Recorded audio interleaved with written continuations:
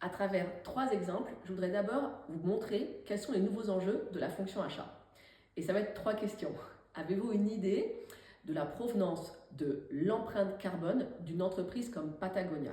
Eh bien, 98% de son empreinte carbone provient de ses fournisseurs. Et c'est à peu près la même chose en termes de proportion lorsque l'on prend des entreprises comme Nestlé ou comme Bouygues Construction. Chez eux, 85% de leur empreinte carbone provient de leurs fournisseurs. Donc vous voyez, il y a un premier enjeu clé pour la fonction achat. Il s'agit de décarboner, mais pas simplement travailler sur les émissions de CO2, mais aussi sur l'impact environnemental au sens large, c'est-à-dire la biodiversité, l'eau.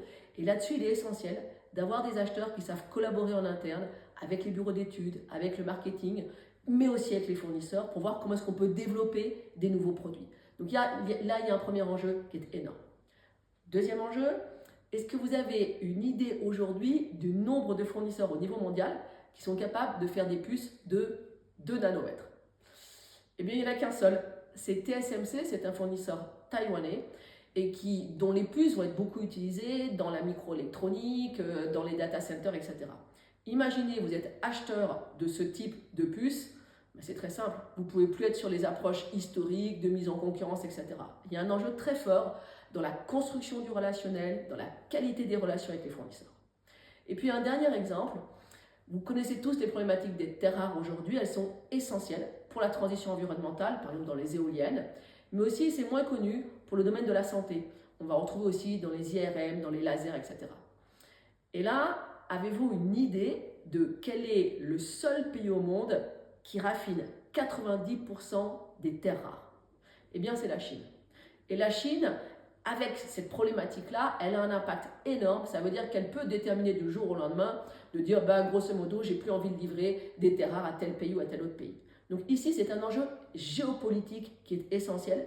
Et en tant qu'acheteur, il faut que vous connaissiez tous les nouveaux enjeux géopolitiques pour avoir cette vision globale par rapport à votre chaîne de valeur. Donc en fait, d'une approche historique très focalisée uniquement sur les coûts, la fonction achat aujourd'hui, j'ai envie de dire, elle a 4 enjeux majeurs. Vous l'avez vu, un enjeu en termes de sustainability, impact environnemental, en termes d'innovation pour trouver des nouvelles solutions, co-développer avec les fournisseurs, travailler en interne avec les parties prenantes. Troisième point en termes de risk manager, vous êtes un risk manager. Et le dernier point sur un enjeu géopolitique majeur. Eh bien, au Master d'ESMA de Grenoble IAE INP, nous sommes, comme son nom l'indique, un master de management stratégique des achats. Donc, nous travaillons sur tous les enjeux stratégiques de la fonction achat, décarbonation, impact environnemental, tout ce qui va être aussi l'impact de l'intelligence artificielle, les enjeux de risque management, les enjeux géopolitiques, etc. Nous avons une approche systémique. Et voilà.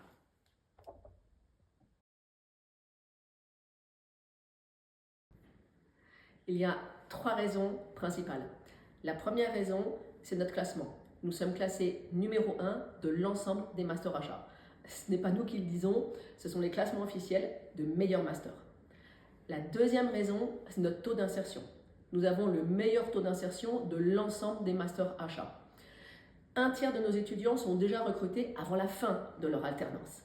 Et puis, le deuxième chiffre qui est important, c'est que plus de 98% de nos étudiants sont recrutés dans les 6 mois après leur diplomation. Et enfin, la troisième raison, notre force, c'est l'alliance entre la recherche en management des achats et les entreprises. Alors, la recherche en achat, ça ne se fait pas hors sol, on est d'accord? La recherche en achat, ça se fait à la demande des entreprises, avec les entreprises et pour les entreprises. Par exemple, on va travailler sur tout ce qui est la gestion des fournisseurs dominants, l'intégration des critères environnementaux de plus en plus au sein des indicateurs de performance de la fonction achat et comment mieux valoriser la performance achat par rapport à ces enjeux de sustainability. Et puis, de façon très concrète, ça veut dire qu'au sein de notre programme, c'est 50% d'enseignants-chercheurs et 50% de professionnels, directeurs achat, directeurs supply chain, directeurs innovation, qui interviennent au programme. Et à chaque fois que l'on a terminé une matière, systématiquement, il y a une entreprise qui intervient parmi les meilleurs dans son domaine. Juste pour vous donner quelques exemples, d'accord? Le directeur général adjoint de Chanel est intervenu pour expliquer aux étudiants comment faire pour améliorer la résilience de sa supply chain. Le directeur achat et gestion des risques fournisseurs est intervenu au sein du DESMA pour travailler sur tout ce qui est innovation et gestion des risques fournisseurs. Le directeur des offsets de Thales, par exemple, lui est intervenu sur tous les enjeux géopolitiques. Et je pourrais vous en citer énormément comme ça. En fait, ce qui intéresse les entreprises et pourquoi est-ce qu'elles viennent et pourquoi est-ce qu'elles participent au DESMA, c'est qu'elles viennent rechercher, c'est la qualité de la réflexion de nos étudiants. Donc voilà les 3 raisons principales pour lesquelles, en tout cas, nous sommes vraiment différenciants.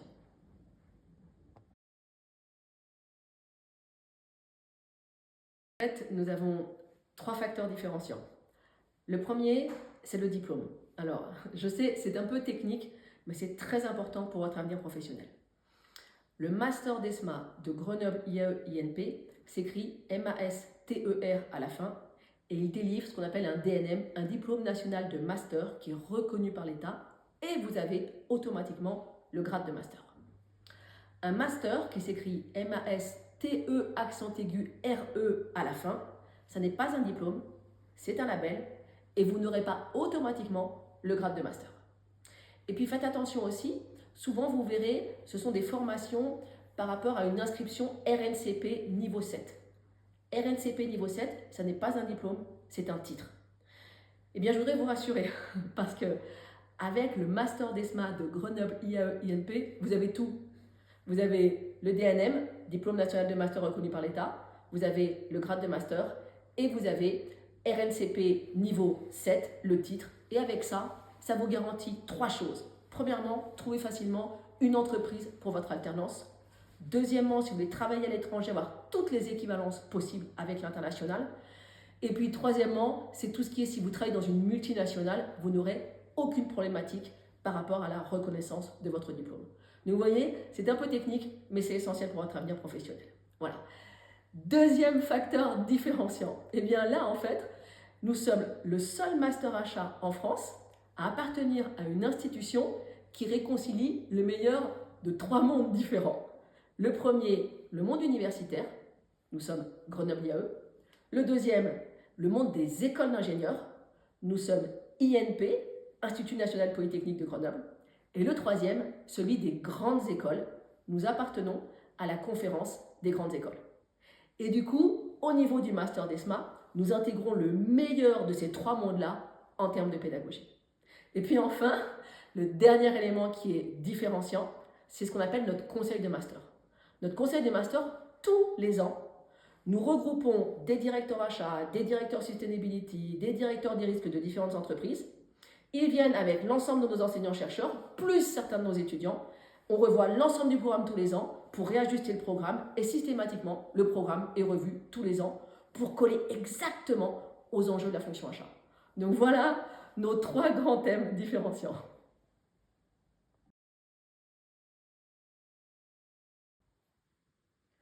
Alors, ce qui nous intéresse, c'est la diversité des profils. Et ce qu'on va rechercher, ce sont aussi bien des étudiants issus d'écoles d'ingénieurs, des étudiants qui ont fait des masters spécialisés scientifiques en biologie, en chimie, en informatique, etc. Bien sûr, des étudiants issus d'écoles de commerce, de masters spécialisés en gestion, mais aussi des gens qui sont diplômés de pharmacie. Alors, pourquoi cette grande diversité? Tout simplement parce qu'on répond à la demande des entreprises. Et une entreprise qu'elle va rechercher, c'est de la double compétence. Juste pour vous donner un exemple. Quand vous achetez de l'IT, par exemple, ça peut être très intéressant d'avoir un background en informatique. De la même façon, si vous achetez du transport, c'est très intéressant d'avoir un background en commerce international. Donc c'est ça que vont chercher les entreprises. Et donc du coup aussi, c'est ça que nous recherchons, c'est cette diversité de profils. Mais au-delà de cette diversité de profils, fondamentalement, ce qui nous intéresse, on veut des gens qui soient passionnés et ouverts sur le monde. C'est ça qui est déterminant. Ouverts sur le monde parce qu'il est essentiel d'être curieux dans le monde actuel. Je voudrais juste vous donner un exemple, d'accord? Imaginez, vous êtes acheteur chez Schneider et vous achetez du cuivre. Vous entendez qu'il y a des mouvements sociaux actuellement au Chili. Tout de suite, il faut vous poser la question à savoir s'ils ne proviennent pas de la mine d'Escondida. C'est la plus grande mine de cuivre au monde.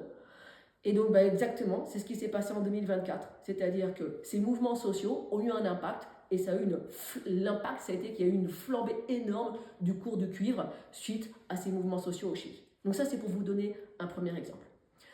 Le deuxième point, c'est qu'on veut aussi des gens qui ont envie de faire bouger les choses. Et ici, je voudrais juste vous citer une citation d'Albert Einstein que j'adore.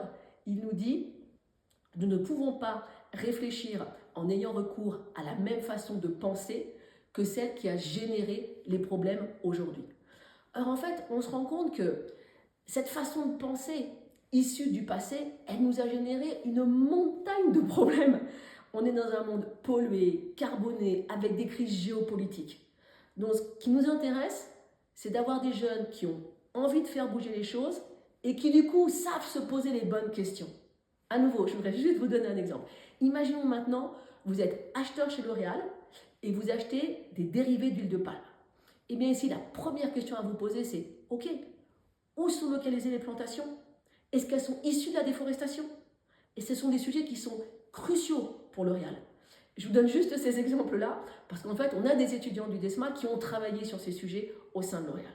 Donc en fait, si jamais j'essaie de résumer en quelques mots, ce que nous recherchons, ce sont avant tout des gens qui sont passionnés, ouverts sur le monde et qui ont envie de faire bouger les choses. Voilà.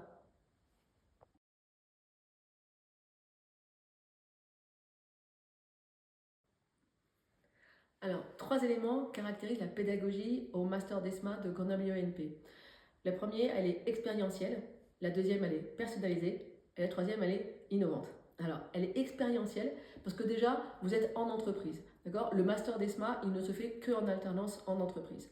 Et ensuite, pendant la formation, on est là pour prolonger en fait cette réflexion, on est là pour l'éclairer et pour l'approfondir. Mais avec des éléments à nouveau où vous êtes toujours en situation.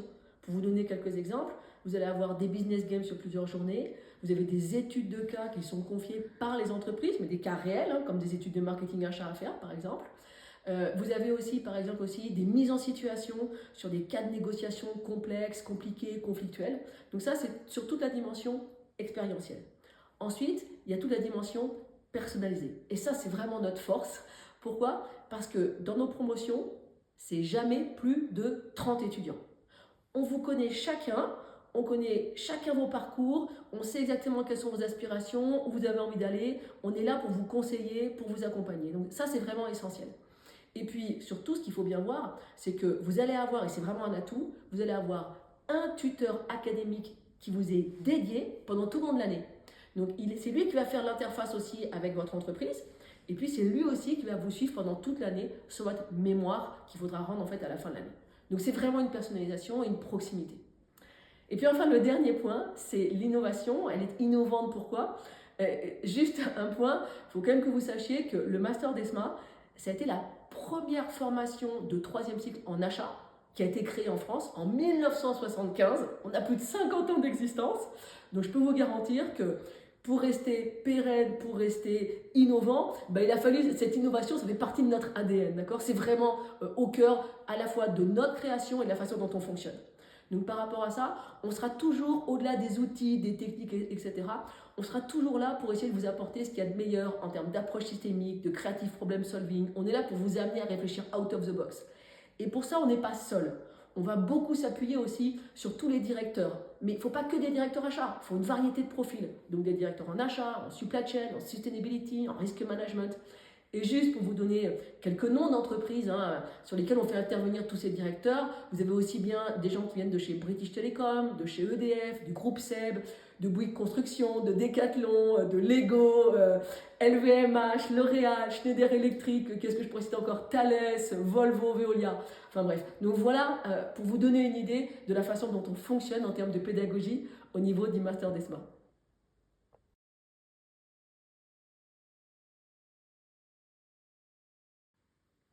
Alors les masters d'ESMA, que l'on soit en fait en Executive Education ou en alternance, on est exactement sur le même rythme.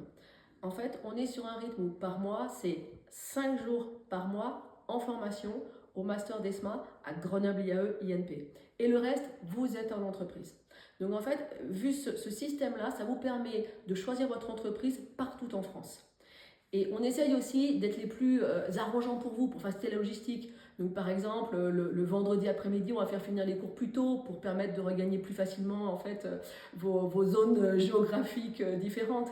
Et puis ensuite, l'autre point, c'est la répartition dans l'année. Donc en fait, on commence la formation fin septembre et on la termine le plus tôt possible. C'est tout début septembre. Pourquoi? Parce qu'en fait, on a beaucoup de nos étudiants qui partent en VUE à l'étranger et donc on veut qu'ils puissent partir en fait tout début septembre à l'étranger en VUE. Donc voilà, on fait tout en fait pour faciliter votre logistique aussi, pour que votre année se passe aussi le mieux possible. Voilà.